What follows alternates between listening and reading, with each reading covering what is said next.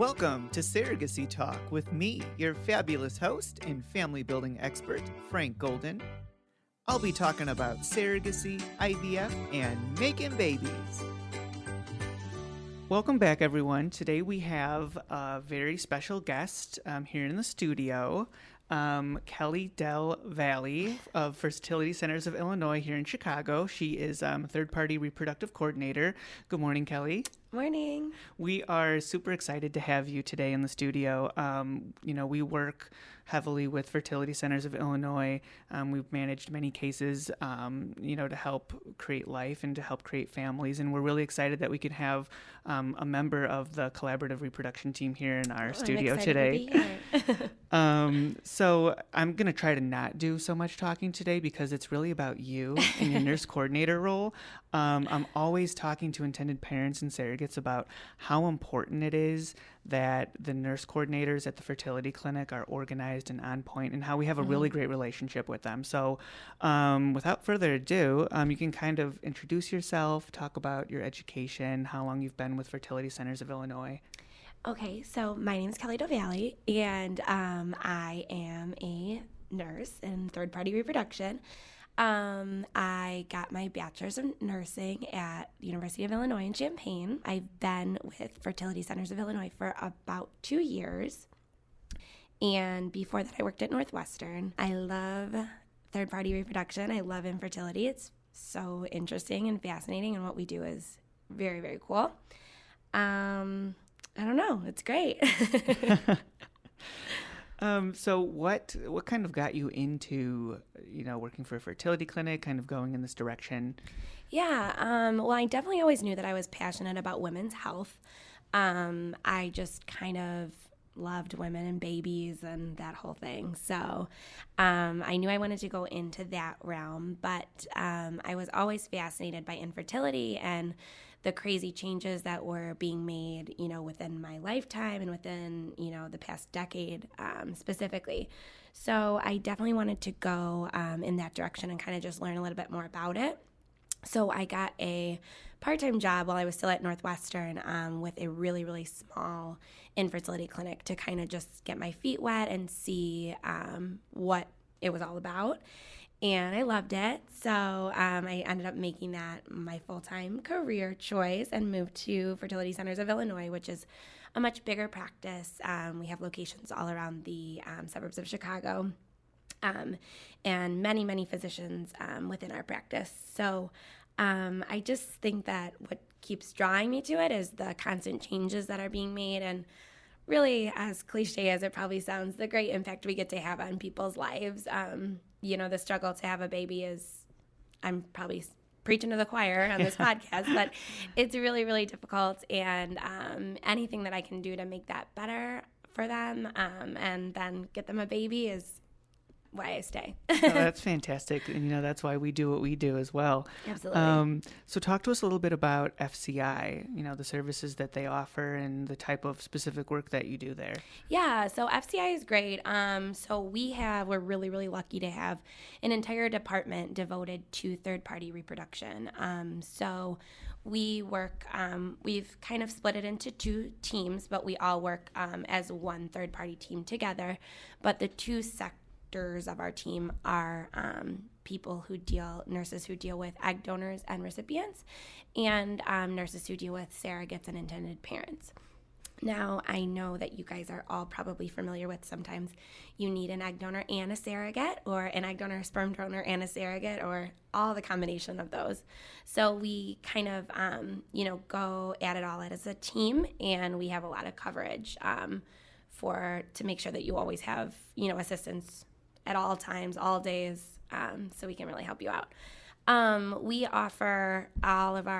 screen all of our surrogates at FCI. We have a psychologist on site, which can provide psychological counseling, which is awesome for both intended parents and the surrogates. That's actually mandatory for if you're a surrogate in the state of Illinois for legal. We also have a lot of different physicians that we work with, which gives a lot of flexibility, I guess, to the intended parent to kind of find a physician that they're most comfortable with, protocol that they're most comfortable with, and I don't know, we're good at tailoring treatment plans to the individual, both surrogate and intended parent. We treat both incredibly well, in my opinion. And you touched base on, a really good point. FCI, or for people listening, we'll refer to it as FCI because we're just used to it. But Fertility Centers of Illinois, I'm always, informing our intended parents that not all fertility clinics are created equal. And so Golden Surrogacy prefers to work with fertility clinics such as FCI because you do have those two units that are tailored towards the egg donor piece and the surrogate side of things. And you have an entire team dedicated to onboarding surrogates. You have the psychological evaluation built into the program. And so when we have prospective intended parents reach out to us and they're, maybe inquiring about XYZ fertility clinic, I always bring up that very valid point that you just talked about. Yeah, I think that it's, in what I've been hearing is it's a lot of people's fears that either their surrogate or themselves as the intended parent can fall through the cracks throughout the process. There's a lot of people to inform after monitoring appointments or after pre-screening when you have, both intended parents, the surrogate, possibly the egg donor. So I would assure you that FCI does a really good job at not letting that happen. We are constantly in touch with the intended parents when, the surrogate does absolutely anything. We let goes to the bathroom. I don't know. We let the intended parents know. So they're really informed, which is great. So one question I have for you is, how does the relationship between the surrogacy agency and the nurse coordinators impact the overall success of a surrogacy journey, in your opinion? I think it's a very important relationship. The nurse needs to be able to trust that the agency is going to, present a candidate that has all the requirements. We need their prenatal and delivery reports from all previous pregnancies, as well as some other things, a pap smear, medical clearance, etc. And it's important that the nurse, has a good relationship with the agency to be able to say, this isn't just wasting my time. This is a, complete match. This is a person that's going to be able to move forward, because I know that the intended parents on the other side of that thinking that they have this match going. And if, this surrogate has not had, what our requirements are, such as she's had, more than 6 deliveries. That's one of, our guidelines.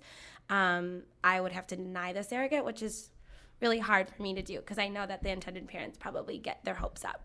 But also I think the agency needs to trust the nurse as well, and we need to be in constant communication.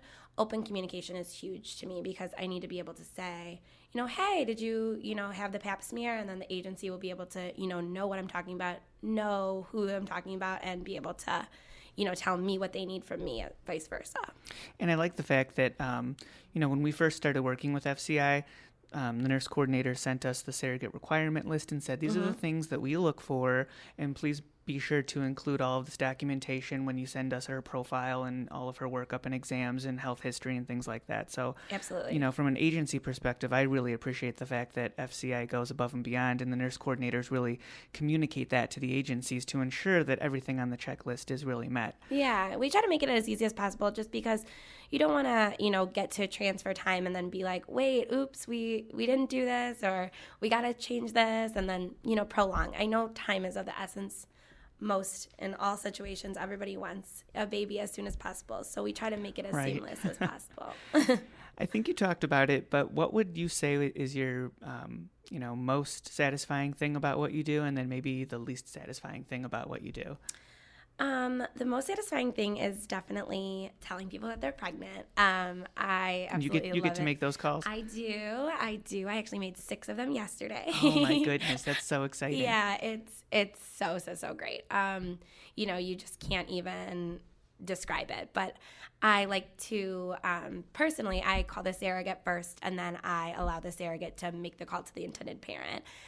Just because I think that the bond between a surrogate and an intended parent is, beyond words. It's so important, and that's such a big deal. So I'd want her to tell them if they feel comfortable. If they don't, then of course I'll call, but then I always call like in 5 minutes, and I'm like, what? Oh my God, this is so exciting.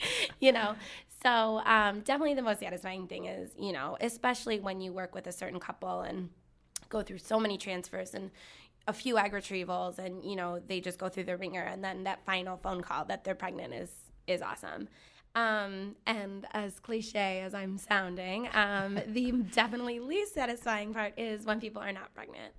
But I just think that's it's a terrible phone call to make. It's especially when there's no more embryos left. I mean, it hurts to make that phone call. But I think that it's just window for opportunity. It's how can we change? How can we go forward? Where can we start? What can I provide to you that you didn't have in a previous cycle that we can get things going, get things off the ground as soon as possible? So there's a silver lining. And for people listening, you can't tell this because you can't see Kelly, but she is very animated and passionate about everything she's talking about right now. And I can tell that, from the intended parent side of things, I would be really happy to know that I had a case coordinator, a nurse coordinator on that side, on the medical side, managing my case. So I think it's really great that you have that compassion and that energy, and you're really, excited about that. Thank you. So moving back to the surrogacy side of things, what are, some things that you would like to tell intended parents in terms of, choosing the right fertility clinic, choosing the right surrogacy agency, choosing the right surrogate? I think that I would definitely just want to emphasize it's extremely important to find the correct surrogate. This isn't somebody that's going to be in your life for 9 months and then you're never going to speak to again. This is, if that's your agreement, fine. But this is a really important person to your life. And even if you don't even speak to her, she's still somebody that's going to be, the person who, held your child for 9 months and birthed it. So very important. And that being said, don't rush the process. Do not say, you need to have a surrogate by Tuesday, so this is going to be your girl. That is not a good way to go about it, because trust the process. Everything happens for a reason, and, you're going to find the correct one for you. Don't let time kind of rush you through that. Surrogacy agency, other than choosing Golden Surrogacy, of course. Thank you. I would just definitely look into an agency that really cares. You want to know that you have as many advocates as possible in this process, because, some of the things are out of your control, unfortunately. So you need to know that everybody's on your side. FCI has a whole team of nurses and physicians on your side. You want the same from your agency. You want them to know that they are going deeper and, actually researching these girls and making sure that, they're great candidates for you. Do you have any tips for or words of advice for surrogates? Asking questions is definitely my biggest advice. It's just because you've been pregnant before as a surrogate doesn't mean you know about surrogacy, and that's okay. You don't need to know about that. The pregnancy part is the part you've been through before. It's leading up, the medications, the schedule. It's so confusing. Understanding why you're on estrogen, understanding why you're on progesterone, those are all answers that I have and I would love to share with you, but I understand that they're very overwhelming and you might be very overwhelmed by all the information I'm providing. So when you come to and realize oh, wait, I actually don't understand this, ask, because that's going to make your cycle much more effective. And how many, you probably don't know maybe off the top of your head, but maybe just a rough number of how many cases are you personally responsible for at any one given time? Is your job you're just go, go, go? Kind of.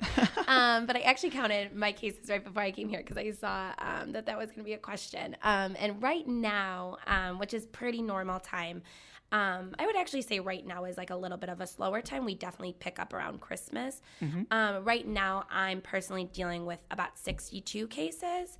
Wow. That is intended parents and surrogates as well, depending on where they're at in the process. That is just incredible. Yeah, it's a lot. So many cases.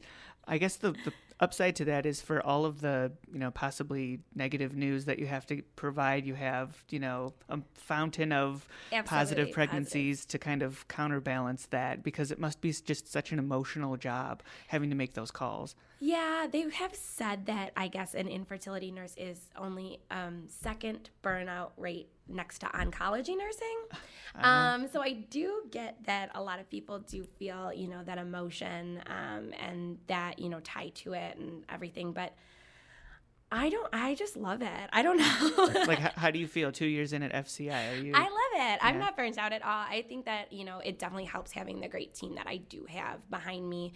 I've only been there for 2 years, like I said, but I work amongst my colleagues who have been there for, 5 years, 9 years, more than that. So they know, so much knowledge. So I am so thankful to have their, opinions and their, knowledge right behind me to kind of just tell me what to do. So I never kind of feel in a bind where I'm burnt out because just nothing I'm doing is working. There's always window for opportunity for change.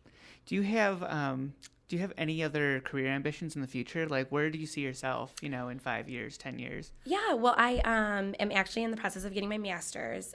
So hopefully I want to work in infertility forever, absolutely. But I would love to be a nurse practitioner role in infertility so I can kind of have even more of autonomy in treatment plans and yeah, if you could describe what are the differences between, a third-party reproductive nurse coordinator such as yourself and then a nurse practitioner. What would be the main differences there? Yeah, so actually every practice is a little bit different with the role of a nurse practitioner, but with we have actually a nurse practitioner, or she's actually a midwife that works at FCI now, who does all of our physicals for our donor candidates and things like that.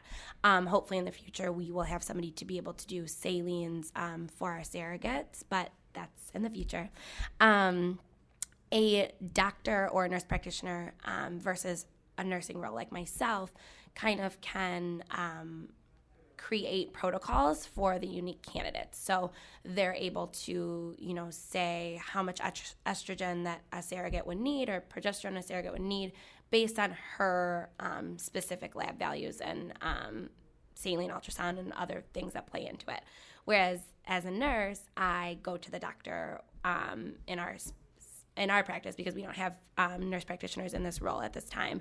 But I would go to the physician to ask for a protocol, and then I would run the treatment cycle, if that makes sense. No, that's amazing. Thank you for breaking that down for us. Mm-hmm. And, as you were speaking, I just came up with another question that while we have you here, if you could, explain to our surrogates and, intended parents too who are interested, why would a medical or medication protocol vary from clinic to clinic, doctor to doctor, and why would it vary between surrogate?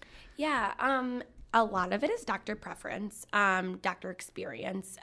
So things that work for some doctors, other doctors don't believe in. That's just why you get second opinions for things. I guess that's a typical mentality amongst physicians. But we definitely do base it off of the surrogate's history. So if we have a surrogate candidate that's going to come back to us that has cycled before and had a protocol that was not successful, we're going to look into what her lining was after 7 days of estrogen exposure, what her lining was after 14 days of estrogen exposure. Was that lining thick enough? Was it too thick? If so, how can we change and titrate that amount of estrogen that she's exposed to? We're going to see how many days of progesterone she needs to be exposed to. It's typical that you would want to be on progesterone for about 5 days prior to transfer. However, we know now through what is becoming more popular, it's called an ERA biopsy. It's a process where you can biopsy the endometrial tissue and actually be able to tell how many days of progesterone from that sample a candidate would need to be exposed to have the most optimal time for implantation. So that's new and that's crazy cool because that causes your implantation rates to skyrocket. Because it's customary that we would provide 5 days of progesterone, but that's not true for all people across the board. It just depends on how your body naturally works and how your own menstrual cycle works. So mostly based on history. That's like a little too much detail, so don't memorize any of that. But no, I think it's really great and helpful information. We have surrogates that, maybe they were a surrogate before at a different fertility clinic. We match them with someone, utilizing a different reproductive endocrinologist who has their own protocol, and they always ask, well, this other protocol worked for me at the other fertility clinic. Why can't I do the same thing that worked for me last time? And then we try to explain just that it really varies based on what that doctor has seen to be successful for them. Mm-hmm. So that's great. Thank you for kind of breaking that down. Now they know I'm telling the truth. Yes, things can change. Absolutely. So do you have any other miscellaneous words of advice for surrogates, intended parents, or anything just in general, industry related? Definitely, I kind of touched on it already, but to just trust the process, as hard as it might be. Every single day I get in touch with new intended parents that come to me in various states of grief that they, wanted to be pregnant 3 years ago or, 6 months ago or whatever it could be. And I completely understand that by the time that they get to me, it's quite possible that their plan has not gone as they saw it in life. But it's okay. And, all families are families. They just take different ways to get there sometimes. So we will get you to your family. I have confidence in that, and I would want everyone to feel confident. So that would be my advice, is just feel confident in the process. Understand that you have advocates around you, your agency, your clinic, your physicians, everybody. We're all there to support you. So that's great. And thank you so much for being with us here this morning. For everyone listening, again, we had Kelly Del Valle here in the studio with us today from Fertility Centers of Illinois. As you can tell, they have a very bright and energetic and passionate staff such as Kelly. They do a fantastic job, and we refer to them all the time, and we love managing cases with them because of a lot of the points that you talked about today. Thank you. So again, thank you. Thank you to Kelly, and thank you to Fertility Centers of Illinois for, agreeing to have you with us today. We're, ecstatic. And for everyone else listening out there, if you're a doctor in the field or you're an attorney or if you're somehow related to the industry in any other way and you'd like to be on our podcast, please reach out at info@goldensurrogacy.com, and you can follow us at all of our handles on Facebook and Twitter at Golden Surrogacy. Thank you, everyone, for tuning in to this podcast segment. This is Frank Golden reminding you that everyone deserves a family.